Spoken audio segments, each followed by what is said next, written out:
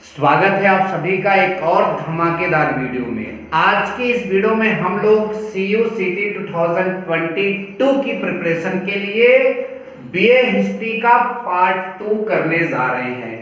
इस दूसरे भाग में आज हम आपको जो है प्राचीन इतिहास के स्रोत या फिर ये बताएंगे कि इतिहास को जानने का स्रोत क्या होता है। जो प्राचीन समय में घटनाएं घटी हैं उनको हम किस प्रकार से जानते हैं, उसी को कहा जाता है इतिहास जानना। तो ये किस स्रोत से ज्ञात करते हैं, किस प्रकार से ज्ञात करते हैं, इसी पर आज का पूरा वीडियो आधारित है। तो देखिए हमारे सामने लिखा है प्राचीन इतिहास के स्रोत।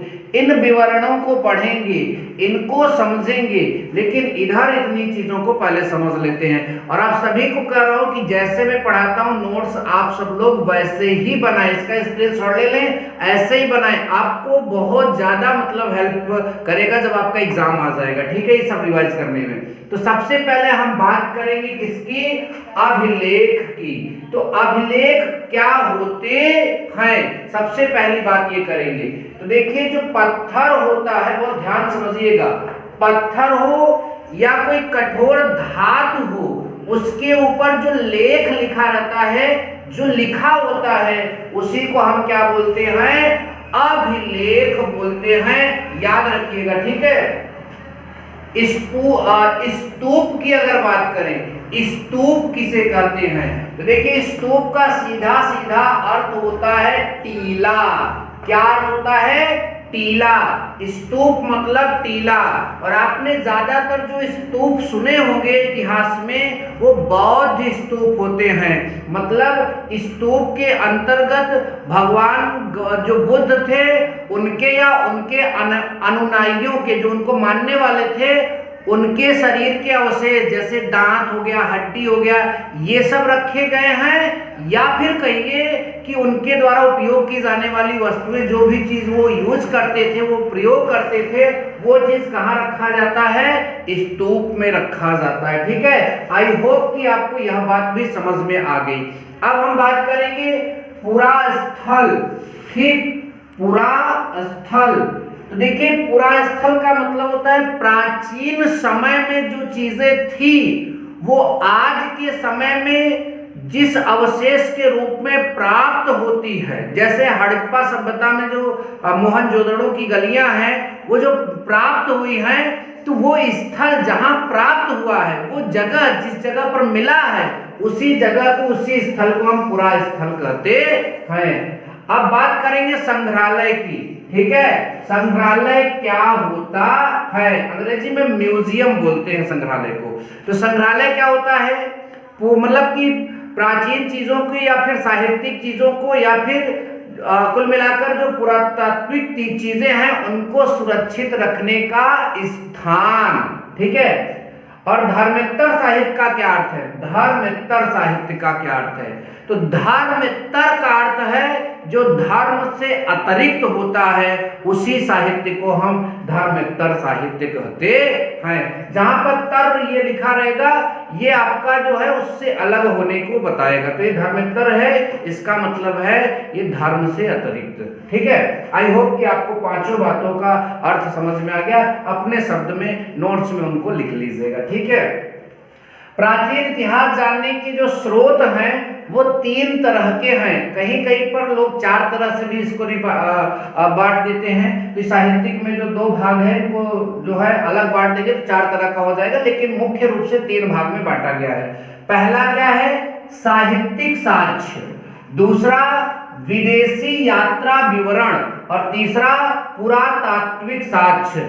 मतलब अगर हम इतिहास जानेंगे तो हमारे पास इतिहास जानने के कितने सबूत हैं, 3 सबूत हैं। पहला साहित्यिक साक्ष्य मतलब सबूत, प्रमाण जो है एविडेंस, ठीक है। और दूसरा विदेशी यात्रा विवरण, और तीसरा पुरातात्विक, ठीक है। तो ये 3 स्रोत हैं, ये 3 साक्ष्य हैं जिनसे हम प्राचीन इतिहास के बारे में जानते हैं। क्योंकि हम तो उस समय थे नहीं, तो हम जानेंगे कैसे, इन 3 चीजों के जरिए हम जानेंगे, ठीक है। अब ध्यान दीजिए, तो ये इतने का आप अलग से एक चित्र टाइप का बनाइए और फिर उसके बाद इसकी डिटेल्स पढ़ेंगे, इसकी डिटेल्स यहाँ लिखी गई है और उसके बाद जो है इसकी डिटेल्स फिर इसके बाद लिखेंगे, उसकी डिटेल्स भी हम बाद में लिखेंगे। ठीक है, आप इतनी चीजें कवर करनी है और फिर इनके बारे में जो चीजें हैं वो नेक्स्ट वीडियो में पढ़ाई जाएगी। ठीक है, अब देखिए साहित्यिक साक्ष्य की अगर बात करें तो इसको दो भाग में बांटा गया है, धार्मिक साहित्य और लौकिक साहित्य। ठीक है, ध्यान दीजिएगा, धार्मिक साहित्य को भी दो भाग में बांट दिया गया है, ब्राह्मण साहित्य और ब्राह्मणेतर साहित्य। देखिए तर आएगा मतलब ब्राह्मण से अतिरिक्त साहित्य। ठीक है, ब्राह्मण साहित्य और ब्राह्मण से अतिरिक्त साहित्य ब्राह्मणेतर साहित्य हो जाएगा। ठीक है, अब ब्राह्मण साहित्य में कौन कौन सी चीजें हैं जो हमको इतिहास जानने के लिए मतलब हेल्प करती हैं, तो वेद है, उपनिषद है, आरण्यक है, पुराण है, स्मृति, ये स्मृति है, स्मृति रानी नहीं, ध्यान देना, ये आपका स्मृति। ठीक है, ये क्या होता है आगे पढ़ेंगे। तो स्मृति है, रामायण है, महाभारत है। तो साहित्यिक साक्ष्य में जो ब्राह्मण साहित्य है उसमें वेद, उपनिषद, आरण्यक, पुराण, स्मृति, रामायण, महाभारत, इससे हम प्राचीन इतिहास को जानते हैं, समझते हैं। ठीक है, अब ब्राह्मणेतर में बात करेंगे तो बौद्ध ग्रंथ है और जैन ग्रंथ है, बौद्ध ग्रंथ है और जैन ग्रंथ है। फिर लौकिक साहित्य में हमारे पास ऐतिहासिक ग्रंथ आता है, जीवनी ग्रंथ आता है और गल्प साहित्य ग्रंथ आता है। एक बार रिवाइज करा दे रहा हूं, ये जितने हैं ये सबके सब साहित्यिक साक्ष्य के अंतर्गत आएंगे क्योंकि उसी के पार्ट हैं। इसको दो भाग में, धार्मिक साहित्य, लौकिक साहित्य। धार्मिक को भी दो भाग में, ब्राह्मण साहित्य और ब्राह्मणेतर साहित्य।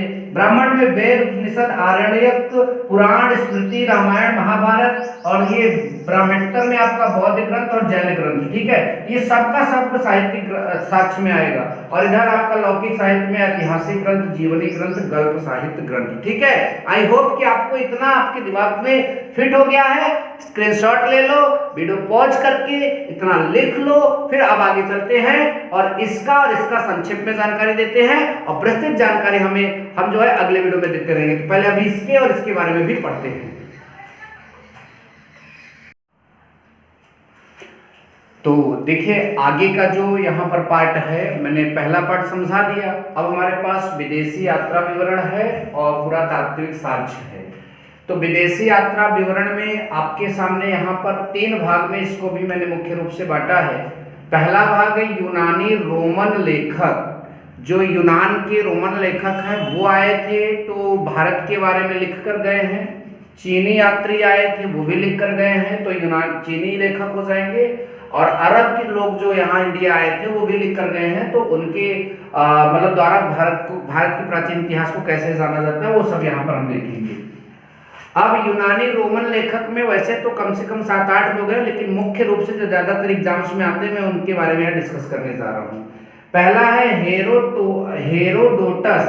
हेरोडोटस जो है इन्हें इतिहास का पिता भी कहा जाता है। ठीक है, दूसरा मेगस्थनीज। ठीक है, इंडिका के लेखक हैं, आप सबको पता ही होगा। ठीक है, तो मेगस्थनीज। ठीक है, ये भी रोमन लेखक है। अगला है आपके टॉलमी। ठीक है, चीनी लेखक की बात करें तो 4 मुख्य रूप से हैं, 1 2 3 4। ठीक है, 1 2 3 4। फाहियान, शुंगयुग और वेनसांग और इत्सिंग। ठीक है, ये चीनी लेखक हैं आपके।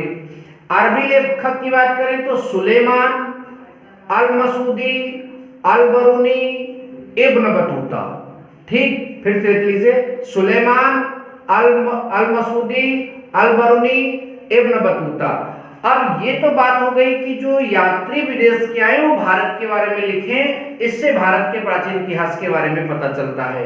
लेकिन एक और मतलब भारत के इतिहास को पता करने का एक और तरीका है, वो है पुरातात्विक साक्ष्य। ठीक है, इसमें हमको क्या क्या मतलब कि कौन कौन सी ऐसी चीजें जो प्राचीन भारत के बारे में बताती हैं, तो वो है आपका अभिलेख, मुद्राएं, स्मारक भवन, मूर्तियां या फिर चित्रकला।